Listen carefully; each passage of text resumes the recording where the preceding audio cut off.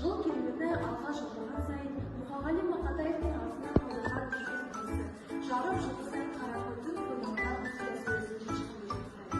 Абай өткен Мұқағалидей көздері бар біздің халық шынымен де бақытты.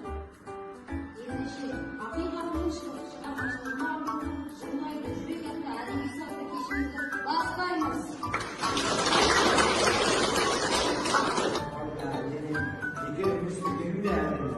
Халқым сенің қасиетіңді, мен де осындай мүмкін екенін айтамын деп қуанышым мұңды айтамын. Кешегінің кейінгі ақ деген осы емес пе?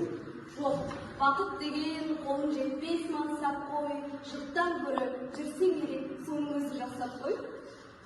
Бақыт деген жүйрік мініп, көтойлау, кісің болмай кебеңменен, қарын тойса қарт ойнау.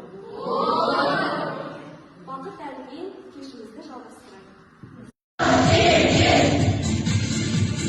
Бақыт деген